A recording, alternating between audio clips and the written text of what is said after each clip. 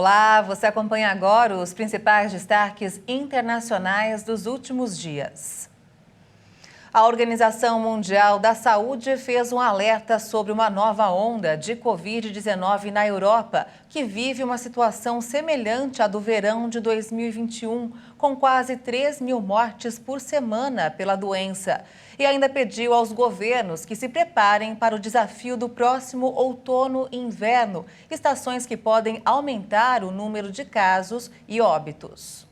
A OMS pontuou que a chegada das estações mais frias coincide com a reabertura das escolas e a volta das férias de trabalho, o que, consequentemente, aumentará o número de hospitalizações.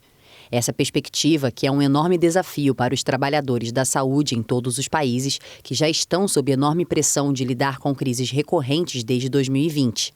Segundo dados da organização, nas últimas 6 semanas, a região europeia viu o triplo de novos casos de Covid, com quase 3 milhões a mais na semana passada, que é quase metade de todos os casos no mundo inteiro.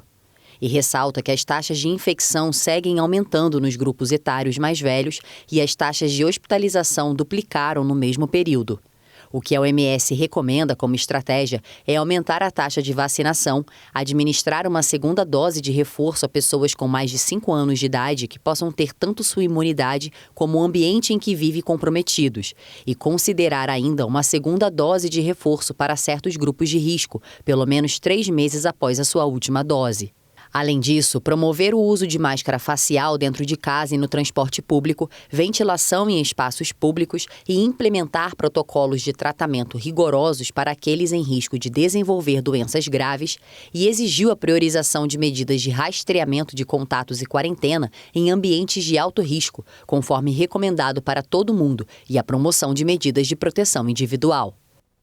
E ainda falando sobre saúde, vários países se mobilizam contra o aumento de casos de varíola do macaco. Os Estados Unidos abriram centros de vacinação em massa e a União Europeia anunciou a compra de mais doses do imunizante. O Departamento de Saúde da cidade de Nova York abriu 3 centros de vacinação em massa contra a varíola do macaco. E a procura foi maior do que o esperado. Como você pode ver, 9.200 agendamentos acabaram em 7 minutos. É uma demanda significativa. Achamos que temos tecnologia para gerenciar essa demanda, mas, no fim das contas, é mais sobre a oferta. Nova York, que tem mais de 8 milhões de habitantes, viu as contaminações dispararem na semana passada. A Comissão Europeia anunciou a compra de mais de 54 mil doses adicionais da vacina contra a varíola do macaco. Com esta nova compra, o número de doses para o bloco passa de 163 mil. A Europa é a região mais afetada do mundo pela varíola do macaco, com mais de 7 mil casos confirmados em 14 de julho, segundo dados do Centro Europeu de Prevenção e Controle de Doenças. O Comitê de Emergência da OMS deve se reunir na quinta-feira para determinar como controlar o surto. O chefe da Federação Internacional da Indústria Farmacêutica fez um apelo para que o mundo se prepare melhor para as próximas pandemias. Diversos países têm apenas 10% da população vacinada, apesar da abundância de imunizantes. Tomás Coeni, chefe da entidade, afirmou que mesmo agora, quando há abundância de vacinas disponíveis, muitos países têm uma taxa de vacinação de apenas 10% da população. Diante desta situação, a federação pede a todas as partes interessadas da comunidade mundial que desempenhem um papel para garantir o acesso a futuras vacinas, tratamentos e diagnósticos. Coeni afirmou que a indústria não pode agir sozinha e que é preciso que os países ricos estejam dispostos a afirmar que não podem se abastecer exclusivamente. Por isso, a federação propôs reservar uma parte da produção de medicamentos e vacinas em tempo real para distribuição a populações prioritárias em países de baixa renda. Apesar disso, a entidade defende o respeito aos direitos de propriedade intelectual. Depois de quase 2 anos de negociações, em junho, a Organização Mundial do Comércio permitiu o levantamento temporário das patentes que protegem as vacinas contra a Covid-19, ato simbólico muito criticado pela Federação da Indústria Farmacêutica. Um tribunal de Moscou multou a gigante americana Google em 21 bilhões de rublos por não remover conteúdos que denunciam sua ofensiva na Ucrânia. O valor da multa é equivalente a 360 milhões de dólares. Essa é uma condenação recorrente. De acordo com a lei russa, a empresa foi sancionada com base em seu faturamento anual no país. A plataforma de vídeos também não combateu conteúdos que propagam o terrorismo ou convidam menores a participar de manifestações não autorizadas. Nos últimos anos, as autoridades aumentaram a pressão sobre as principais empresas digitais ocidentais com multas e ameaças sistemáticas. O objetivo seria silenciar os críticos na internet, um dos espaços de livre expressão da Rússia. Mas como a maioria dos gigantes de tecnologia ocidentais, o Google abandonou o mercado russo para denunciar a ofensiva militar na Ucrânia. A União Europeia aprovou o embargo às importações de ouro da Rússia e uma série de medidas para completar os 6 pacotes de sanções adotados desde o início da ofensiva russa na Ucrânia. De acordo com a presidência tcheca, as medidas permitirão que a União Europeia se alinhe aos parceiros do G7 e melhore a aplicação da lei. O bloco vai proibir as importações de ouro de origem russa, incluindo joias. Também congelará os ativos do Banco Russo e adicionará várias personalidades e entidades à sua lista negativa. A União Europeia ainda assumiu o compromisso de que as sanções não ponham em risco a segurança alimentar e energética do mundo. Para que a medida entre em vigor, o acordo alcançado pelos embaixadores dos países da União Europeia em Bruxelas terá que ser ratificado pelos diferentes governos antes de sua publicação no Diário Oficial. Após um período de dificuldades pelos acidentes envolvendo seus aviões, a gigante Boeing espera por dias melhores. A fabricante de aviões americana fechou vários contratos no Salão Aeronáutico do Reino Unido em um sinal de recuperação. Com as vendas, a fabricante de aviões espera sair da crise mais profunda da sua história, marcada pelos acidentes envolvendo seus 737 MAX e problemas com os seus jumbo jets. A companhia aérea americana Delta fez um pedido de 100 aeronaves no valor de 13 bilhões e meio de dólares a preço de tabela. O acordo também prevê a opção de compra de mais de 30 aeronaves. Estas encomendas são um sinal de confiança neste dispositivo que esteve imobilizado durante 20 meses após 2 acidentes mortais.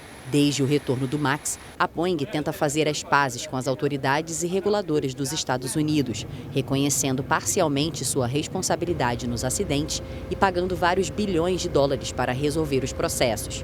O futuro do MAX 10 também está nas mãos do Congresso dos Estados Unidos, que deve decidir até o final de dezembro se concede ou não uma dispensa a uma lei que impõe novos padrões para o sistema de alerta da tripulação. O grupo está em um estado de saúde delicado, com uma dívida que no final de março era de quase 58 bilhões de dólares. O Reino Unido registrou nesta semana mais de 40 graus pela primeira vez em sua história, em meio à onda de calor extremo que atinge a Europa. O Serviço Nacional de Meteorologia do país, o Met Office, confirmou que esse foi o maior pico de calor desde o início das medições. A temperatura de 40,2 graus foi registrada por volta da 1h da tarde no aeroporto de Heathrow. E o recorde ainda pode ser batido novamente, já que ao longo do dia as temperaturas ainda devem subir. Mais cedo, os termômetros já haviam registrado a maior temperatura até então, com o registro de 39,1 graus na cidade de Charlwood, no sul. Antes das temperaturas de hoje, o recorde antigo no Reino Unido era de 38,7 graus Celsius, alcançado em 2019, quando a Europa também enfrentou uma onda de calor, embora menos intensa que a deste ano. Por conta disso, o governo local emitiu um alerta vermelho para o calor, o que significa que há um risco potencial de morte. Segundo meteorologistas, a atual onda de calor pode antecipar em 28 anos uma previsão feita para o Reino Unido. A estimativa dos britânicos era de que só em 2050 o verão teria temperaturas acima de 40 graus. E um zoológico na Bélgica adotou medidas especiais para proteger os animais e visitantes do calor extremo que faz na Europa. Os animais recebem comidas e frutas geladas, além de banhos extras. Olha só.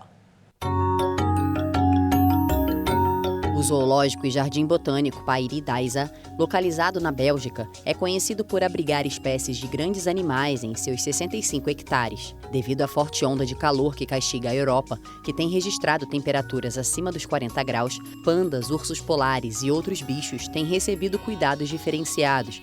Por exemplo, eles puderam desfrutar de sorvetes, como forma de amenizar o impacto das temperaturas excepcionalmente altas. De acordo com o Instituto Meteorológico Real da Bélgica, o calorão deve dar uma trégua e a temperatura não deve ultrapassar os 30 graus Celsius.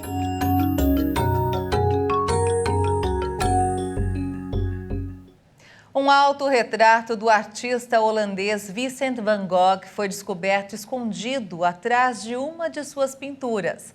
A descoberta aconteceu na Escócia. Acompanhe. O retrato foi encontrado no verso da tela Cabeça de uma Camponesa, de 1885, do pós-impressionista, coberta por camadas de cola e papelão. O quadro foi concluído antes de Van Gogh cortar sua orelha esquerda em 1888. Eu acho que a descoberta é realmente significativa, é realmente emocionante. Não é todo dia que você descobre um autorretrato de Van Gogh na parte de trás de outra obra, na parte de trás de um quadro que está pendurado nas galerias há bastante tempo, muito tempo. Os visitantes das galerias nacionais da Escócia, em Edimburgo, poderão vê-lo em uma próxima exposição como uma imagem de raio-x através de uma caixa de luz especialmente projetada.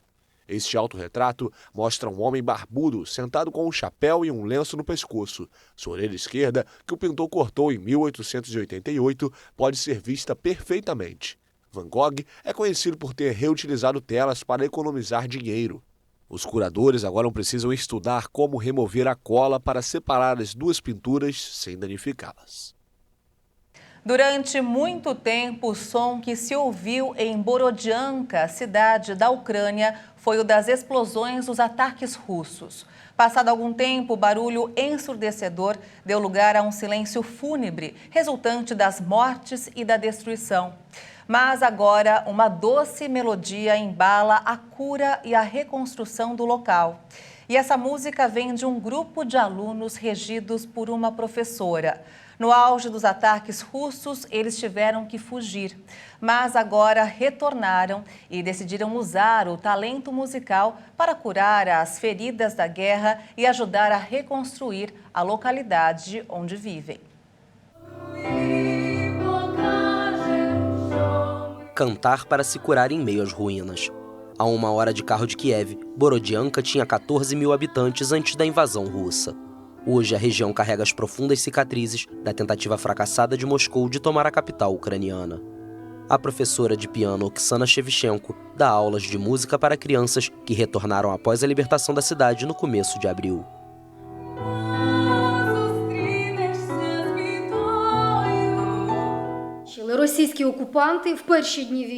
Durante os primeiros dias da guerra, quando os ocupantes avançavam por Borodianka em direção a Kiev, houve luta. A escola foi incendiada, tudo foi destruído. Há crianças que querem voltar, estão voltando, os professores também. Então, por conta própria e com a ajuda de instituições de caridade, começamos a renovar nossos suprimentos.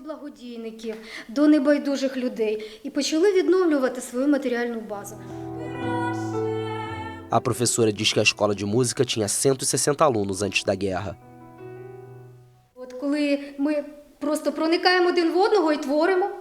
Voltamos a nos reunir e a criar. Foi doloroso quando isso foi tirado de nós. Foi doloroso ver o que estava acontecendo. Quando você perde sua profissão favorita e as crianças suas atividades favoritas, é estressante. É uma grande sensação de opressão.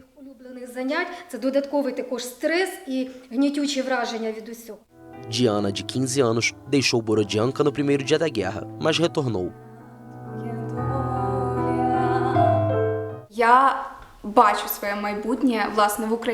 Vejo meu futuro na Ucrânia. Talvez não em Borodianka, mas com certeza na Ucrânia. Antes me perguntava se deveria ir para o exterior para trabalhar ou estudar. Agora tenho certeza de que quero meu futuro e educação aqui na Ucrânia. Quero encontrar um emprego e viver aqui.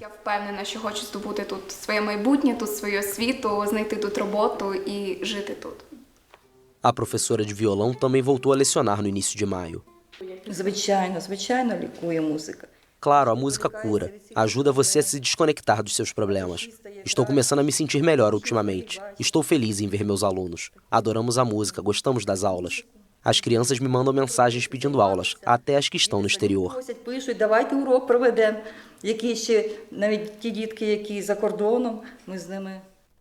Mais de 150 pessoas foram mortas em Borodianka durante a ofensiva russa, incluindo 8 crianças. De acordo com a prefeitura, atualmente restam cerca de 9.000 pessoas na cidade, quase metade delas sem teto. E os destaques internacionais ficam por aqui. Se você quiser rever as reportagens desta edição, acesse o canal HIT Notícias no YouTube. Obrigada pela sua companhia. Tchau.